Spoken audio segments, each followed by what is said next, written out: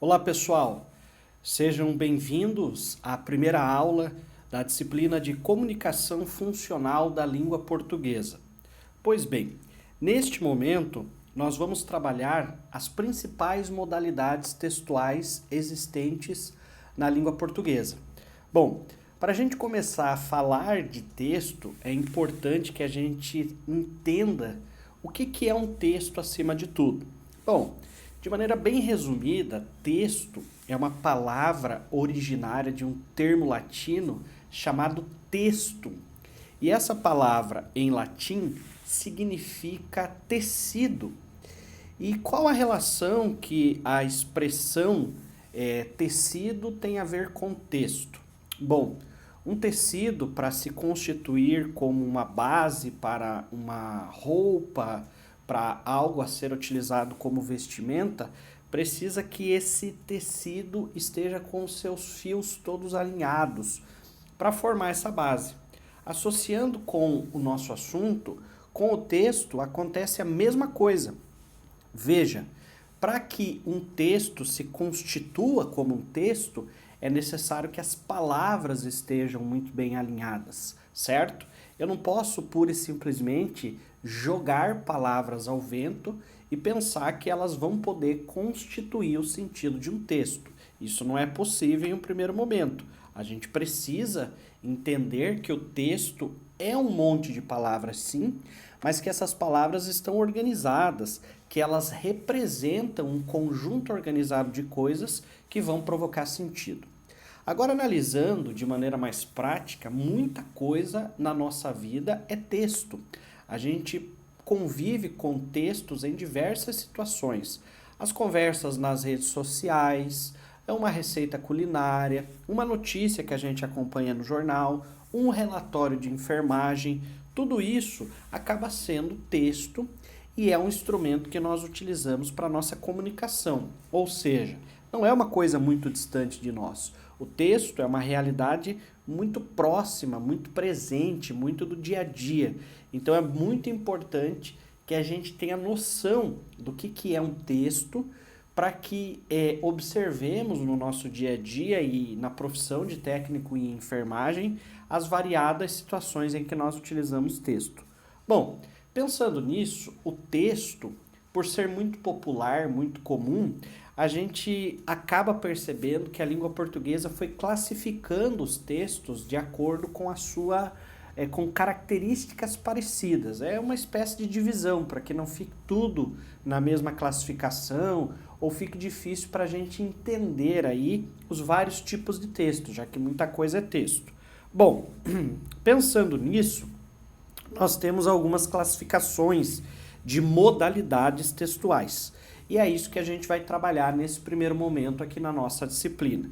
Entendam modalidades textuais como tipos de texto, certo? Bom, vamos lá. A mais comum para nós acaba sendo a modalidade verbal, certo? Quando o texto ele acaba sendo escrito, o que é o mais comum, certo? Lembrando que para ser um texto também não há necessidade de haver uma extensão muito grande. A partir do momento em que uma palavra ou um conjunto de palavras represente sentido, ele já se constitui como um texto. Analise, por exemplo, a palavra pare. Bom, a palavra pare, em um contexto de trânsito, ela por si só já provoca um sentido imediato, que é entender que naquele momento, naquele cruzamento de trânsito, a gente vai precisar parar, certo?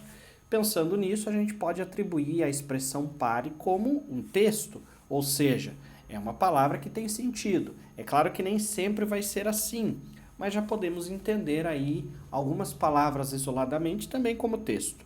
Bom, pensando nisso, nós temos a maioria dos textos de forma verbal, quando ele é escrito ou quando ele é falado. O que vocês estão olhando agora aí no nosso material é um texto escrito. As informações que eu estou trazendo para vocês são informações faladas. Ambas são textos, certo? E aí nós temos também os textos não verbais, que são aquelas condições em que nós entendemos as informações, só que elas não são verbalizadas. Podemos entender aí situações que envolvem o uso da língua brasileira de sinais, um semáforo, falando mais uma vez de trânsito, gestos, expressões faciais, tudo isso ajuda no sentido não verbal. Bom, e aí nós selecionamos alguns tipos de texto, ou seja, algumas modalidades textuais, para que você possa se inteirar um pouquinho mais e entender como isso faz parte da tua realidade. Bom, primeiramente, nós temos o texto narrativo, certo? O que é narrar? É contar uma história. E essa história pode ser ficcional ou não. A gente acaba conhecendo mais aquilo que nós entendemos como narrações ficcionais, que até estão mostradas ali como exemplo. É o caso aí das fábulas, dos romances, dos contos. Esses textos são não ficcionais, mas a narração é algo real também. Se a gente conta uma história e ela é verdadeira no seu sentido aí básico, essencial, nós temos também uma narração. Então, para ficar mais claro, narrar é contar uma história. Muitas vezes, nos próprios relatórios de enfermagem, a gente percebe que existe aí o trabalho com o texto narrativo.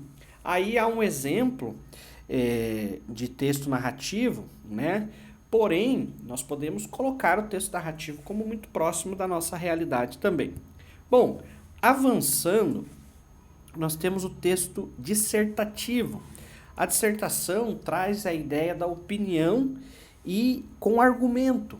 É um texto muito utilizado e muito visto em processos seletivos, em vestibulares, em provas, mas é também visto nos exemplos que demos aí, nas cartas argumentativas, na dissertação, em outros aspectos aí que nós encontramos em jornais, em revistas, em outros ambientes também. O texto dissertativo ele tem como principal fundamento tentar convencer um interlocutor por meio do argumento. É um texto muito utilizado como processo de seleção em vestibulares, em outros momentos aí em que nós temos um processo de seleção e o texto argumentativo entra aí como uma estratégia para se buscar entender se o candidato tem ou não capacidade de argumentar. Veja só que interessante o texto dissertativo, né? Ele tem essa característica de mostrar que você sabe ou não sabe sobre determinado assunto, se você conhece muito ou conhece pouco sobre determinado assunto e se você tem capacidade de argumentar sobre ele. Bom, o outro ponto diz respeito à descrição. A descrição é um texto muito comum. E o que seria descrever? Descrever é trazer características. A gente pode descrever muita coisa. Nós podemos descrever lugares, objetos, pessoas, situações e nós podemos também descrever, obviamente, pacientes. Lembre-se, para a nossa área, o texto descritivo, para a área de enfermagem, há também uma utilização. É claro que essa descrição está mais voltada aí a colocar características mais básicas, que são mais externas de um paciente, em uma situação inicial de atendimento. Porém, nós temos sim na área da enfermagem a utilização do texto descritivo porque ele traz características. Temos um exemplo muito básico relacionado ao texto descritivo.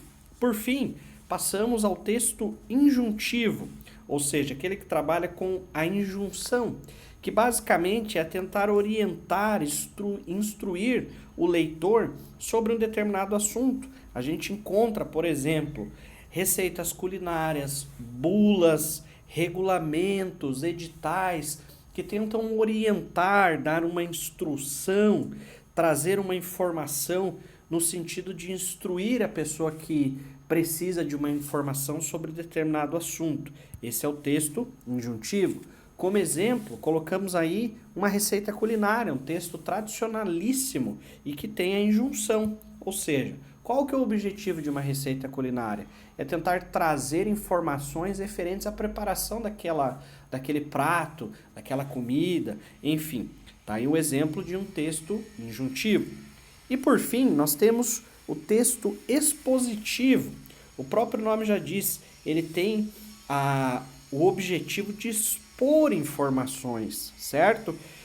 pode ser de um objeto, pode ser de um acontecimento.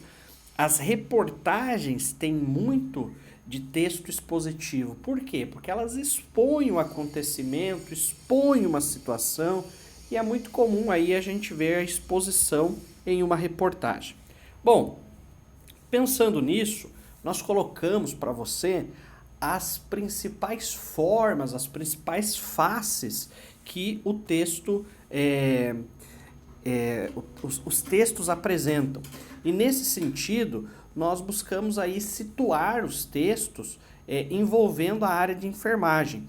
Então é bem importante, bem válido você entender o texto como algo extremamente útil, extremamente dinâmico, muito utilizado por você em diversas situações, mas em alguns momentos a gente faz de forma inconsciente. Então, vale aí esse registro para a gente perceber como o texto acaba sendo comum para o nosso dia a dia. E aí, nesse primeiro momento, a gente vai falar um pouquinho sobre as variedades de linguagem, ou as variantes, as variações linguísticas. E o que é isso? E o que isso tem a ver comigo? Isso mostra, pessoal, muito da complexidade, da riqueza que a língua portuguesa tem. Olha só que interessante, na modalidade escrita, todos nós devemos escrever de forma igual, porque existe um padrão, existe uma ortografia voltada a isso. E é regra, é mais ou menos como se fosse lei. E essa lei, ela deve ser utilizada no sentido de se escrever a língua portuguesa. É claro, não são todas as pessoas que têm esse acesso. Quanto mais escolarizadas, talvez, mais capacidade essa pessoa vai ter de utilizar uma gramática padrão da língua portuguesa. Por outro lado, na fala há uma riqueza muito grande, porque entram as variedades linguísticas. E o que seria a fala? A fala é a utilização prática da língua portuguesa, de qualquer outra língua. E nós acabamos utilizando a nossa fala levando em conta diversas situações. E essas situações muitas vezes são por questões sociais, por questões regionais. Olha só como é interessante, por exemplo, a gente perceber as diferenças nos sotaques das pessoas que moram no sul do Brasil e das pessoas que moram no Nordeste, no Norte do Brasil, por exemplo, e até mesmo em situações em que nós utilizamos palavras que para nós são mais comuns, mas para pessoas que moram no centro-oeste do Brasil não são. Então aqui nós vamos falar um pouquinho sobre essas variações ou essas variedades, variantes. Os termos são muitos, mas o objetivo é o mesmo. Então nós temos uma variação, primeiramente abordando uma variação histórica. O que nós temos aí nessa variação histórica? Nós temos a evolução, que é natural a qualquer língua. Olha aí a palavra vossa mercê. Vossa mercê era um pronome de tratamento muito respeitoso que as pessoas utilizavam. O vossa mercê acabou virando o vós mercê e hoje é o você, que não é um pronome de tratamento tão respeitoso assim. A gente chama de você uma pessoa que a gente conhece, que é próxima a nós. Muito interessante, não é mesmo? Temos a questão aí das variações geográficas. O que seria isso? As variações geográficas, elas dizem respeito às mudanças que acontecem no uso das palavras de acordo com a região. Temos um exemplo aí da palavra mandioca, que é conhecida em outros lugares do Brasil como macaxeira, aipim e assim por diante, certo?